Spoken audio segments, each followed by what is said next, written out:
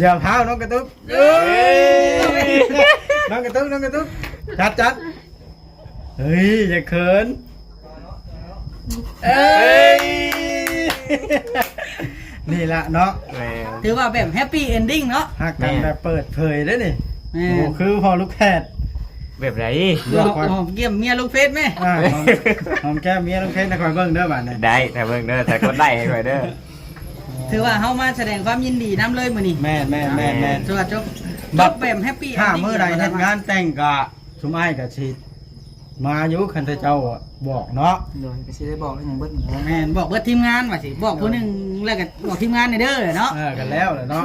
สมมติบอกเจ็ดไปบอกทีมงานใน YouTube เจ้าที่เคยมาท่ากันในเด้อแล้วก็ฮอดล่ะ บอกเนาะคือว่าดีใจได้เนาะงานสั่งครอบครัวดิสั่งครอบครัวใหม่ ใครกว่า ก็ยังเขินนั้นเรื่องน้องอยู่ เพิ่นว่า